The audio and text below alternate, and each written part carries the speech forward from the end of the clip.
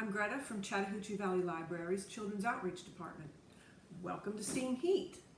Today we're going to show you a few simple, hands-on experiments that our youngest scientists and their grown-ups can try at home. STEAM, as many of you know, stands for science, technology, engineering, art, and math. STEAM activities for young children simply build on their natural curiosity about the world around them. It's about discovering, exploring, investigating, asking questions, testing things out, and trying again.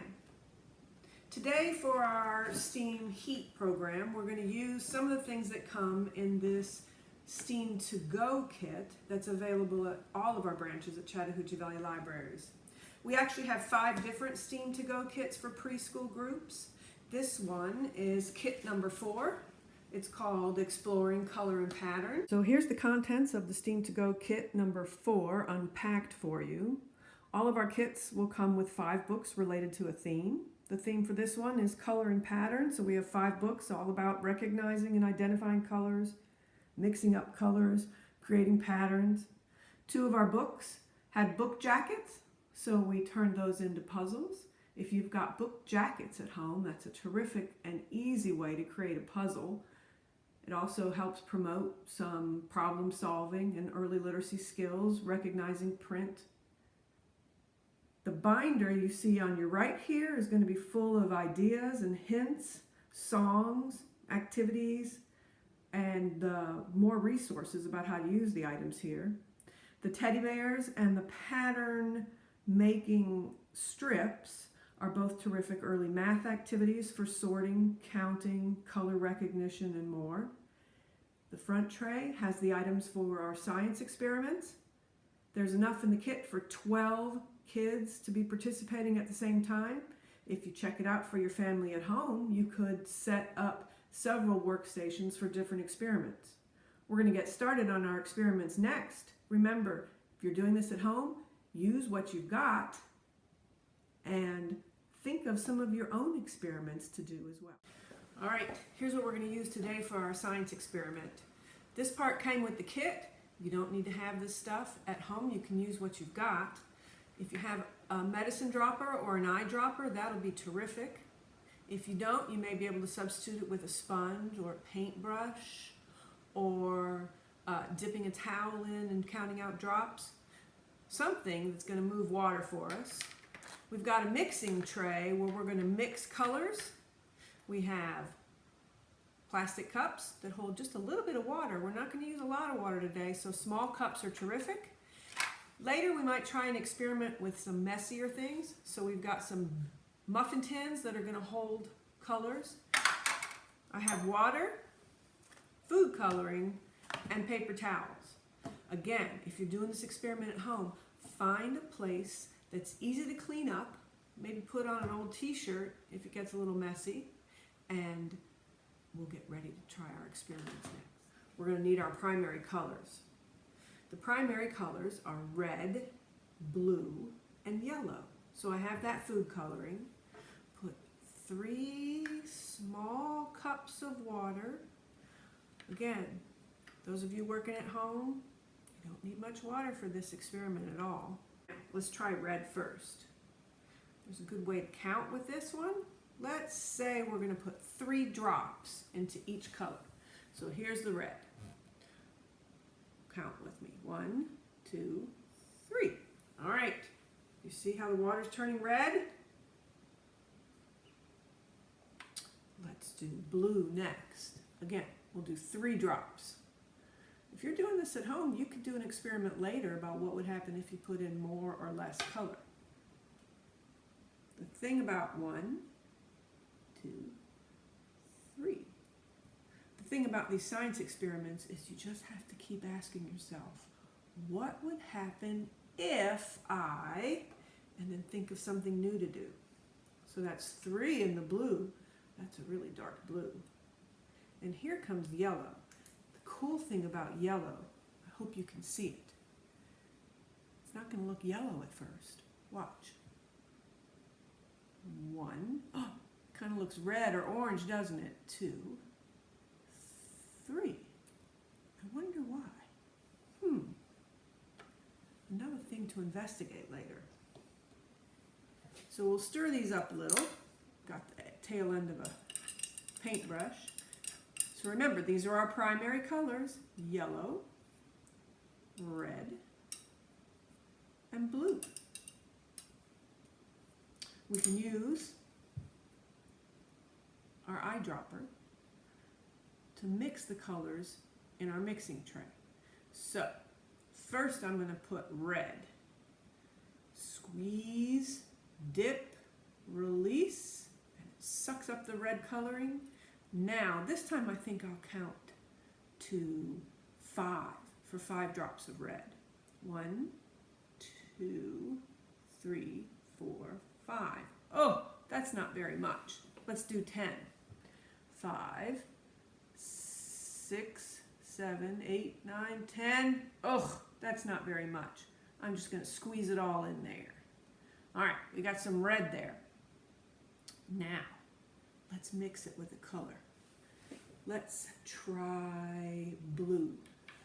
So I will clean this out a little. Squeeze, dip, release. Oh, sucks up all that blue. Now let's see what happens. The red and the blue. Oh, 1, 2, 3, 4, 5, 6, 7. It just looks like a muddy mess. What's going on? 8, 9, 10. Oh, do you see a color?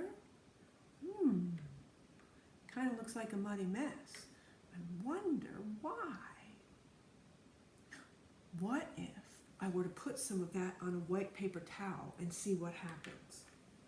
So I'm going to take this towel, fold it up, set it right here, and let's suck this up and see what happens on the paper towel. Here it goes. 1, 2. Oh, do you see that? It's purple. So the red and the blue made a purple. Let's see. What do you think's going to happen if, let's clean this out, we take a little bit of red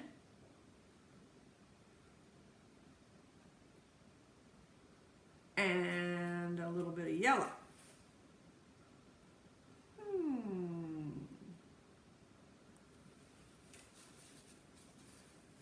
Do you see? It's very orange. All right, we've done red and blue and red and yellow. If you're doing the experiment at home, you choose whatever colors you'd like to mix. I think I'm going to do one more together, and I will do blue and yellow. And let's see what that happens. Still got a little yellow in here, so I'm going to squeeze, dip, release, and it sucks up that yellow. Let's put the yellow here. Do any of you know what might happen if yellow and blue mix? Have you ever done that before? Part of science is we're going to make a prediction. So I'm going to predict that yellow and blue just make a muddy mess and not another color. I wonder if I'm going to be right about that. All right, my prediction is we're just going to get a muddy mess. Let's see what happens when we add the blue. There's the blue. Ready? 1, 2, 3, 4. Oh, can you see what's happening? It's not a muddy mess. Oh, it's one of my favorite colors. It's green. So yellow and blue make green. Oh, I should have remembered that, because when I draw pictures and I put a yellow sun in the blue sky, I always end up with some green around the edges. All right, that's the beginning of an experiment. I'm going to stop now, but that doesn't mean you got to stop at home. Think about some questions you can ask. Do you get different shades of purple if you use more red and less blue? What happens if you mix all 3 colors together at once? There's a lot of questions you can ask about mixing colors. And remember, if you're not sure of the color you're seeing, you can drip it onto a white napkin or a white towel and see what happens. the towels are going to absorb the colors. That's a good word, absorbs. That means it's soaking it all up. Now, if you don't have the eyedropper at home, like I said, you could use a paintbrush. Let's see how this orange looks. Ooh, look at it absorbing into that towel. I think I'll make a long stripe. Now, I told you I love the color green. Let's see how the green looks. There. Oh, I think I'll make a green circle. Look, it's a great green. I wonder if I added more blue, if it would become a darker green. That's something you can try at home. So have fun. Ask yourself, what if? Make a prediction about what might happen and test and see if you're right. There's all kinds of ways to mix these colors. Next, I'm going to show you another cool way to mix colors. I've got vinegar. Now vinegar, I've poured it into these cups, looks just like water. But if you were here with me, you would smell it's vinegar. I'm going to make this yellow and red and blue, our primary colors, just like I did the water. For science sake, I use the same amount of drops in my water, 3 drops, as I did in my vinegar, 3 drops. So now we can compare what's going to happen. We need another ingredient. Another safe ingredient around the house is baking soda. I'm going to use my measuring stick or scoop and put a teaspoon of baking soda into each one of these muffin tin holders. 6. All right, scientists, time to ask a question. That's what scientists do. So, I wonder what will happen when I put drops of red water onto the baking soda. Let's get our dropper and try it. Or, like I said, if you don't have a dropper, maybe a little chunk of sponge would work too. I'll try that, since maybe you're trying that at home. All right, absorbing into my sponge, and now I'm going to squeeze out some drops of red. Let's see what happens. 1, 2, 3, 4, 5, 6, 7, 8, 9, 10, 11, 12, 13, 14, 15, 16, 17, 18, 19, 20. It's hard to count. The drops are coming so quick, but look what happened. It's just sort of turning pink. I could stir it up. Let's add some more red, see what happens. If you're doing this at home, you add and investigate as much as you'd like. I'm going to stir it with my finger. Yeah, it's just kind of a sandy red substance now. But I wonder if vinegar does something different to it. So the water that was red just made a sandy red mix. Let's try the vinegar side. Squeeze. I'm going to use a straw this time. I mean the droppers this time. Squeeze. Insert it in and let go. It soaks it all up. Let's see what happens. Remember, this is vinegar now. 1, 2, 3, 4. I hope you can hear that. Maybe you can see it. It's not just sitting there. It's bubbling and fuzzing and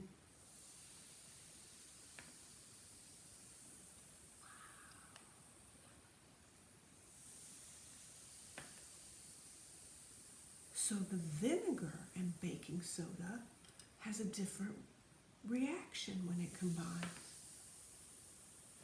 Interesting.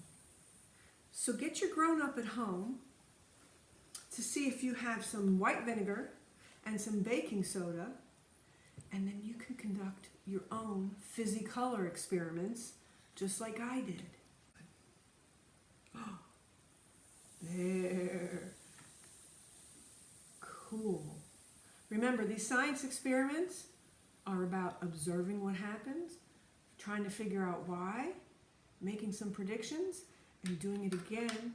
So this was just 2 really simple experiments that you can try at home. But it should just be a jumping off point, because while you're at home, you can think of some other possible combinations. I wonder if the temperature of the water would make a difference. Hot water, cold water. I wonder if frozen ice, colored ice cubes, I wonder what would happen if you mixed those up. Or if you dropped warm water onto colored ice cubes. I wonder what would happen. Think about ways that you can experiment with these colors. And looks like it's time for me to let my dog out. Then I'll come back and clean up and maybe think of some new ways to do it as well. Bye, y'all. We are springing into summer learning at the Chattahoochee Valley Libraries, and the program you just attended is one of the ways you can earn completions. Just go to CVLGA.org and look for Spring into Summer Learning. You can register yourself and your family online, and then start reading and attending our online events. That's all you have to do. We're giving away weekly gift certificates, and every completion you make enters you into a grand prize drawing for tablets, games, gifts, and more. Remember, you have to register to win. CVLGA.org, and we'll see you online again real soon.